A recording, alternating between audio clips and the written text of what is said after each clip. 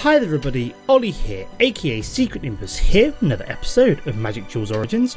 So for this week's Friday Night Magic deck tech and gameplay, I've decided to go with a blue-white Flyers deck. Now, I've been playing around with a couple of different decks, couldn't really settle on what I wanted to, and then I suddenly had the idea about this afternoon at some point that I really wanted to make a blue-white Flyers deck, just because it's got a couple of the new cards like Mist Intruder, and we've got Bethnic Infiltrator as well in here. This isn't a flyer, but it can't be blocked, so it might as well be a flyer for most situations. So I was like, I can throw in a couple of the new Eldrazi cards, and then also kind of make a deck which I've wanted to finish making for a little while now. So yeah, this is a fairly aggressive kind of aggro deck in the air, kind of going over the top of people's heads and swinging for lethal. So this deck particularly interests me because with the kind of the current meta, there's not a lot of flyers going around, especially with people going for Eldrazi's. So you know, if you can get a board full of like flying creatures which you can go over their heads, then you know more wins for me. So I kind of came up with this at the last second, but let's go through it. So for a 2-drop, so no 1-drops in this particular deck, so in this particular deck. So for this one, we've got 2 drops starting off with Welkin Turn, so a nice 2-1 flyer that can only block creatures with flying. We've got a Mist Intruder, so a 1-2 which has flying and ingest, so quite a nice card. We've got Nimbus Wings to make any of our non-flying creatures flying, and also activate things such as Blessed Spirits, so whenever you cast an enchantment it gets a +1/+1 counter on it, so kind of a double whammy there. We've also got Sky Hunter Skirmisher, so flying and double strike. Whack a Nimbus Wings on this and it's suddenly doing double the damage, which is quite nice. As I said, we've got the Bethnic Infiltrator, just 3 of these. It's got ingest and it also can't be blocked, so it's kind of an evasion kind of creature. Got Archangel of Tithes, so just a nice creature, nice 3/5 flyer, which does all the nice things with the mana, where it either forces your opponent to pay mana to block or attack with creatures. Got a few copies of Razorfoot Griffin, so a nice first striking flyer in the air. Got Whirler Rogues to generate tokens and to make our creatures unblockable. Aspiring Aeronaut, which is a flying creature itself and then generates a second flying creature as well. The kind of the de facto card for any flyer deck in this particular version of the game is Thunderclap Wyvern, so flash it in so you can have a load of flyers, your opponent thinks he can kind of kill a load of them, or you block with a load of them, flash this in, suddenly all your flying creatures gain +1/+1 and it is flying itself. Valor of Akros, 2 copies of this out of the 3, so just got this in, so as we're playing quite a few creatures, so whenever one enters the battlefield all other creatures gain +1/+1. Gideon's in here just because it's an interesting card. You can play it, you can generate some tokens, the emblem where all creatures get +1/+1 is particularly useful, and then you can also use him as an extra kind of attacker, so you can generate a 5/5 creature that's indestructible, so kind of it's sort of pseudo evasion.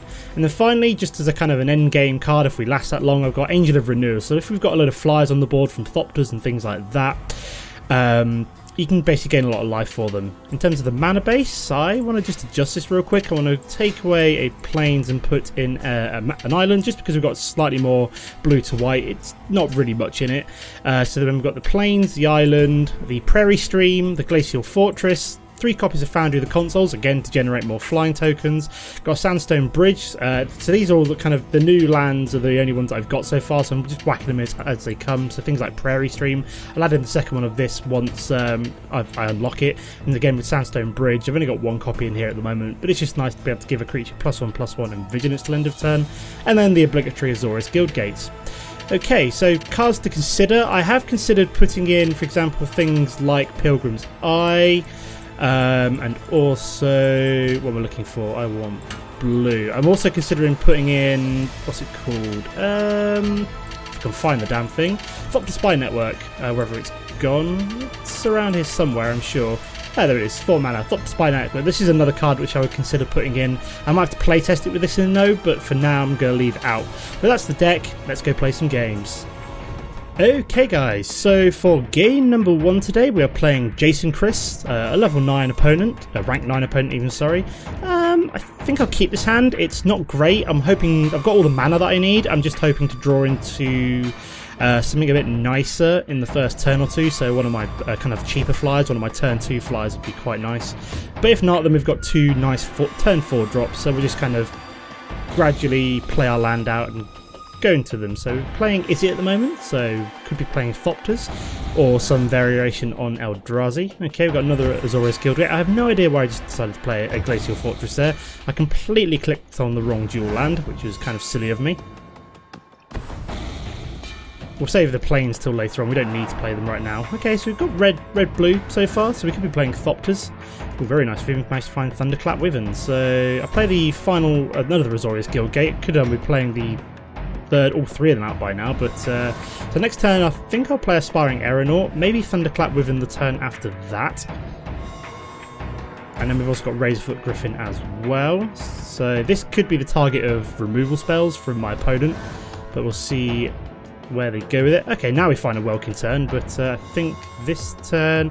Actually, let's play the Azorius Guildgate now. Just get the last one out. We'll play the Welkin turn, and then we can always play like Aspiring Aeronaut next turn, Razorfoot Griffin. I'll save the Thunderclap Wyvern for like maybe like a flash in for when I want to actually swing with a lot of creatures. So there's no point playing it too soon. I may as well save it for either kind of defending against a lot of creatures or... Okay, so he's played Juggernaut already, which is not particularly good for us because we've not really got any way of countering that apart from maybe Razorfoot Griffin in the next turn or two. So let's play out of Plains. I think we shall just swing over his head for 2. Like so. We'll play the Razorfoot Griffin and potentially then... so I can play you now, and then next turn I can always play Thunderclap Wyvern, just as I block the Juggernaut maybe next turn. So don't attack with this next turn and save it open as a blocker to kill the Juggernaut. So flashing Thunderclap Wyvern, kill it before he can actually respond to it. So I think that is the play. I could also play... No, if I get another 2-drop I can always play that and Thunderclap Wyvern next turn. Okay, so we are playing Thopters. I thought we might be. So he's going to swing with that, so we will skip attack this turn. Let's keep blocking, and then we can also block one of the Thopters, I suppose, with the Welkin turn, so we can actually use Thunderclap Wyvern to kind of kill one of the Thopters while I'm at it. We'll play out the Plains, so yeah, we've only got 6 here, so I can't quite play Blessed Spirits and Thunderclap Wyvern, so save these 2 as blockers. Block this one and one of the Thopters, and then flash in Thunderclap Wyvern to kill them both. So neither of my creatures die and I kill 2 of his creatures. That is the plan anyway. So confirm blockers and then flash in Thunderclap Wyvern. That's the play here. Then we then have 3 fairly powerful flyers on the board that way. Okay, he's played Esperosa as well. Interesting. So he has to return an artifact to his hand every turn. So if we kill this one and this one this turn, for example, he will be basically bouncing back a Thopter or the Esperosa itself. So he has to swing with that one. See if he swings with the Thopters as well. He's swinging with Peering Kieran. Okay, that's fair enough. So he knows I can't block that one. So we are going to confirm blocker on you. And then we just confirm block. And then we flash in the Thunderclap Wyvern. Titan Strength. Oh, great. Oh, no, he didn't do that. Interesting. He's going to do Titan Strength. So that's not good for me. So I wasn't expecting that. Put it that way. Okay, he did it on Peering Kieran. That's not what I was expecting. So I do take 5 damage here. I go down to 10. But he has now used a Titan Strength, though, which is... I don't know whether that is bizarre or not, but we will swing with everything here and then just play Aspiring Aeronaut maybe. Actually, I've just realised that was a really dumb idea, as he does have the Esperosa which can kill the Thunderclap Wyvern, so that was really, really stupid of me. I was not thinking straight there. So first misplay of the day. We will play out Aspiring Aeronaut, however. So yeah, that was a serious misplay. I should have kept the Thunderclap Wyvern back there. Completely forgot he had the Esperosa down. Why not? We may as well play the Blessed Spirits out now as well. Just kind of go fairly aggressive here. So he's got to bounce either a Thopter or the Esperosa back, which he decided to bounce the Esperosa back. So yeah, that was a really big mistake there.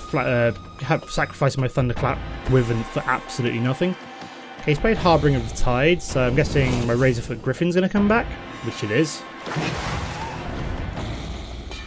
I don't know why. I suppose he bounces back because you have to bounce back a tapped creature with Harbinger of Tides, but you know, it kind of seems like a bit of a waste to to bounce this one back. I don't know why.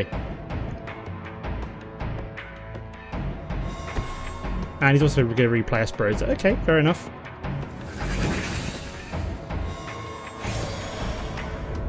So I could do with being able to kill like these 1/1s somehow. I don't know how I'm going to do that, but could do with being able to do so. Oh, very nice. So we actually get another Thunderclap Wyvern here. So how much mana have we got now? 1, 2, 3, 4, 5, 6, 7, 8. So we're going to play Razorfoot Griffin, make him think we've not got anything else here, attack with everything, and then see which one he decides to block. Flash in Thunderclap Wyvern.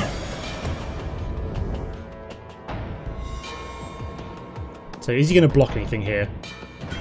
So he's going to block that one. So this Esperosa is now going to die, as is that Thopter, as is that Thopter. So we flash in Thunderclap Wyvern. He's got no mana open. All his flyers die. Oh, that was like the draw of the century, that one. Very nice indeed. Thank you, Mr. Thunderclap Wyvern. This is why this card is amazing. The flash ability is just insane. The fact that you can flash this card in and kind of do surprise things like that is just brilliant. Which is what I expected him to do, because obviously I just lost one of them, so he probably didn't expect me to have a second one. So that was like the top deck of the century. So that kind of makes up for my huge misplay after realising exactly what I did. In the moment I've clicked attack with all and it confirmed attack, I was like, why did I attack with Thunderclap Wyvern? I don't need you guys to correct me, I noticed it myself, I'm an idiot. So we do, oh, he's played Soulblade Djinn, interesting. So we could swing with, say, for example, just Razorfoot Griffin here. Don't want to attack with Thunderclap Wyvern, whatever I do here. So he's going to attack with these two. We are going to kill Peering. I don't want to block with this one just in case he has like a burn Titan Strength. That was what I was expecting. If this one actually dies, it doesn't actually matter unless he's going to play it on... See, this has got First Strike and it's only got... Oh, interesting. Why the hell did that go up to a 6/4? Oh, of course, because of Soulblade Djinn, of course. Yes, that makes more sense now. At least I blocked it. You know, that's a hell of a lot of damage to have taken there otherwise. Okay, so we've got a Bethnic Infiltrator, which is quite nice. So, do I swing with all of this and take one for the team? I'm trying to decide. I might swing with the Welkin Turn, because at least it'll kill the Soulblade Djinn, so that's a thing. These two I don't really want to swing with if I can avoid it, so he's going to let that go through. And we play the Bethnic Infiltrator, because, you know, that's unblockable, so he's on a 7-turn timer. So how many Titan Strengths has he played now? 2. I don't know what else he's got in hand, because this is a really odd deck. It's kind of like Thopters crossed with weirdly control-y stuff, I don't know. I'm trying to think, do I have enough for lethal next turn? So even if he were to, say, for example, block my Thunderclap Wyvern, would I then... So he's got Ravaging Blaze, so he's going to kill the Thunderclap Wyvern, I'd assume, here. Yes, he is. So I take 4 damage to the face as well. I think I just... No, I'm not dead yet. So I can block that, obviously. So is he going to swing? He's going to swing with everything here, so I've got to block with everything basically. So I've got to block you, and then block you two, I suppose. So I lose my 2 flyers here.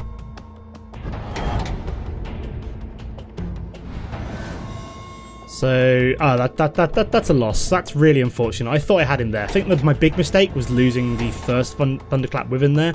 That was a really unnecessary loss, so...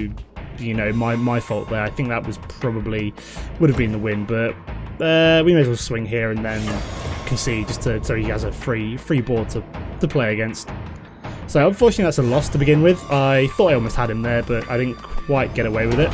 So yeah, let's move on to game number 2.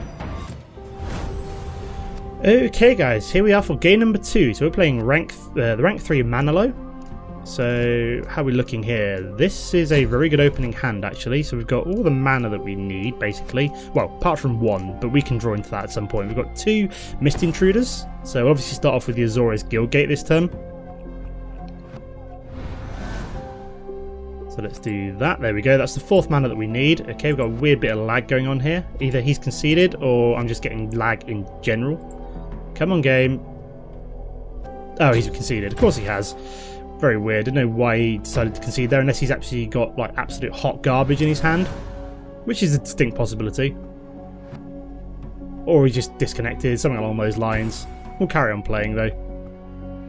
Okay, so he's played Jace on turn 1. Interesting. So we might be playing a mill deck, I suppose.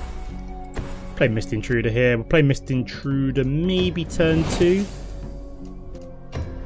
Tempted to play Valor in Akros on turn 4 before playing Thunderclap Wyvern, just because I can then keep pumping up my flying creatures every time I swing, so... Okay, he's played Battle Gnomes, a 1/3 artifact. Not particularly interesting. Very nice. Managed to find Archangel of Tides, which we can't quite play as we don't quite have enough mana. Well, we need white mana basically for that. I'm sure we could draw into it at some point. It's not exactly going to be too difficult to find that one white mana. What did we manage to mill there? Rakdos Guildgate. Okay, so we're playing red, blue, black. Interesting, interesting. I played Welkin turn here just because it's got...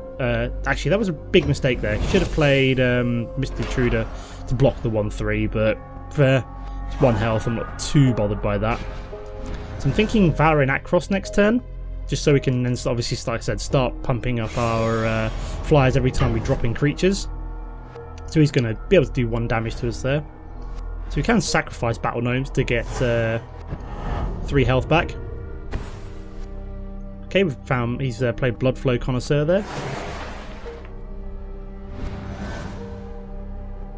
So we'll play Foundry of the Consulseer. We even managed to find Gideon as well, which is going to be fantastic. So we shall play. We'll swing with these two. There we go. Then we'll just play Valor in Akros, I think, and then that way, whenever we keep playing flyers in general. Okay, so we decided to sacrifice that now. That's a really weird time to. Why the? I'm super confused. As the AI has just had a huge freak out there. He's just sacrificed a Bloodflow Connoisseur and a Battle Gnome.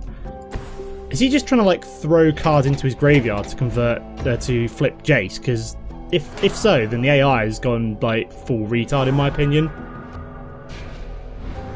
Yeah, the AI has gone full retard. It's just literally just throwing cards into his graveyard just so he can flip Jace next turn, which I could probably just kill quite easily. Yeah, he's did it to flip Jace's turn. So Jace is basically just going to die this turn, I think.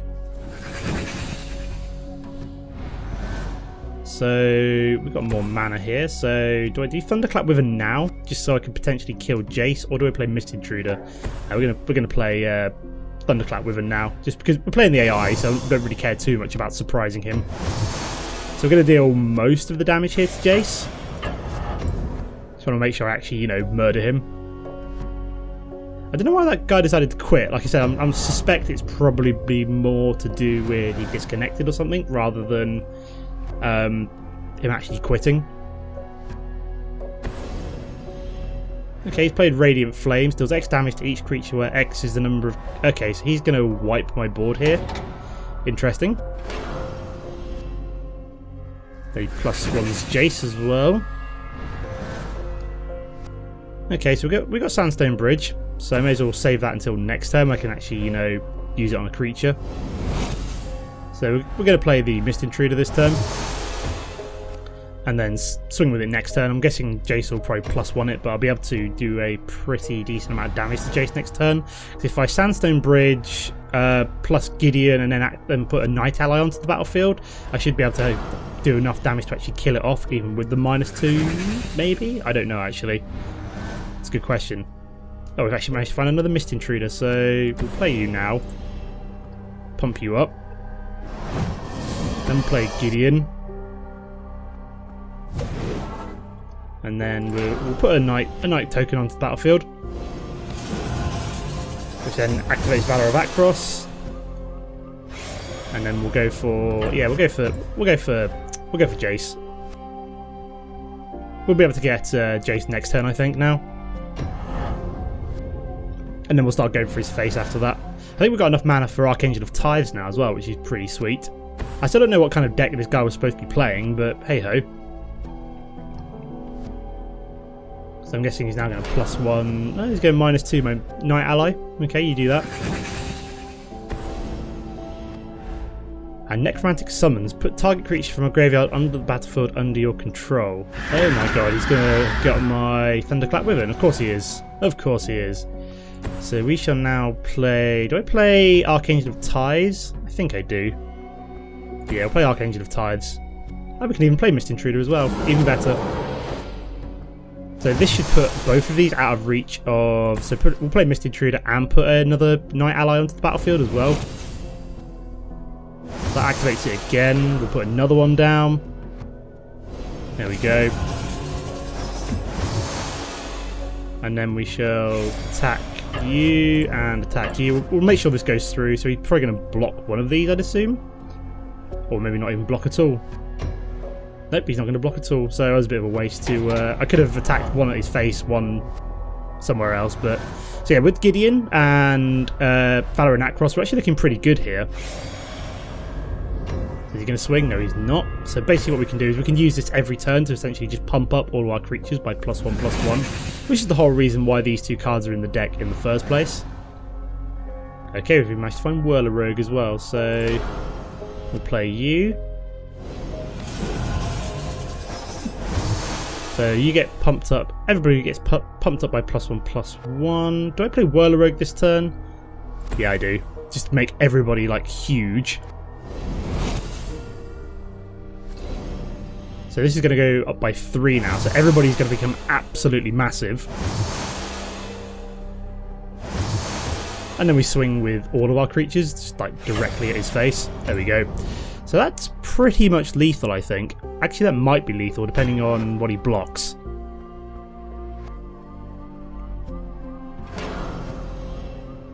So he's made that life gain, I assume? Yeah, he gave him that lifelink, sorry. So everything dies. He goes down to 5 health.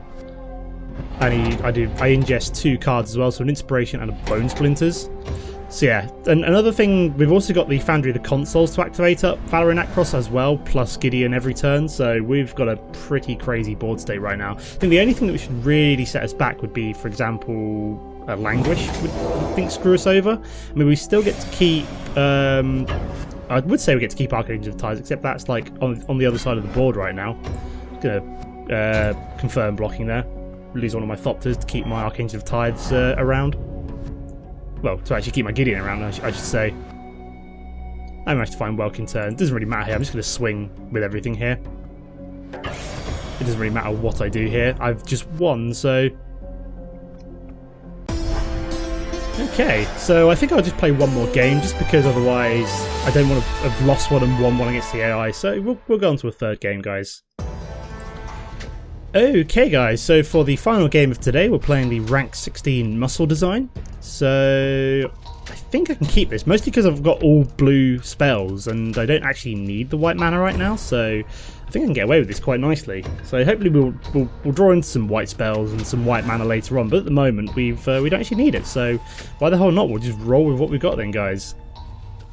So playing more green, you see a lot of green nowadays. I swear to God, before, we're going to find Prairie Stream as well. I play that next turn because otherwise it comes in tapped unless you control 2 basic lands, which I now do. So that's pretty cool. So where was I? Yeah. So we're seeing a lot of green in this now in the meta, whereas before green wasn't that popular, mostly due to the fact we had like no fatties to play in green decks. Oh, there were a couple, but you know, there weren't really too exciting ones, whereas now, because you've got the Eldrazi, you know, green ramp is suddenly a huge thing. So we want to, if we are playing mono green ramp, I want to aggro this guy down as fast as possible. We'll play Prairie Stream, we'll be playing Welkin Turn on my end step. So we'll be swinging at his face as much as possible. We've got 2 Foundry of the Consoles, potentially generate us more flyers. What did we manage to get rid of? Lissalana. Okay, interesting. So are we playing ramp or are we playing elves, maybe? Interesting. I was suspecting ramp, like that's all anybody's playing at the moment is kind of like variations on ramp. No, we're playing Golgari elves, and that is a pretty terrifying one for me, actually. Because that's just going to be able to shoot down like all of my flyers like every turn. So I think this might actually be a loss here just because of the Jagged Scar Archers. I've got no way of dealing with it. So yeah, fun. I wasn't expecting that. I managed to find Valor and Akros, but I don't think this is going to help at all. So We'll play Valor and Across, why the hell not? Could work. So I think we've like now we've just got to be as aggressive as possible every turn basically, because otherwise we're just gonna die to this thing quite quickly, I suspect. What do we get rid of there? Another Jagged Scar Archers. So yeah, this is going to be my bane. If he hadn't found this, I would be fine. But the fact that he has found this basically means that I'm just going to be eating... Oh my god, and Alyssa Lana as well. So he's going to kill that one. It actually works for me because I'm going to try and stay aggressive here with as many like tokens and stuff as possible. So we'll be able to shoot down like probably this next turn. We've got to try and stay ahead of the curve here. So, ooh, very nice. Another Aspiring Aeronaut, which is useful. So we can keep playing this and Foundry of the consoles and stuff. So we should be able to hopefully stay ahead of him here. Especially with the Valor of Akros, we're going to be kind of like generating a lot of damage like every turn. So, which is pretty sweet. And he doesn't have any, apart from like Dwynen, there aren't actually any kind of like reach creatures in an elf deck. So he's basically just relying upon the fact that he can snipe down one flyer every turn. But we're going to be playing 2 flyers every turn for the next 2 or 3 turns. Yeah, 2 turns. So we're going to be pumping up multiple flying creatures every turn. So we've just got to hope that we can... great. That's another way of doing it. You know, just play another creature which can snipe down one of my flyers. So... I thought I was doing it right there until he managed to drop the Guiltleaf Winnower. And he's going to snipe down another one as well. Ouch. So I take 3 damage here. So I thought I was going to be able to stay aggressive there ahead of the curve, and yeah, then he goes and plays the Guiltleaf Winnower. So we're going to have to skip blocking as we need this down to at least generate 2 Thopters this turn. Well, no, not 2 Thopters, plus 2 attack this turn, I should say. We've even managed to find a Bethnic Infiltrator as well, so play you. We shall also play a Aspiring Aeronaut. Like I said, we'll get 2 more flyers down. We've just got to hope that he can't murder me before I can murder him.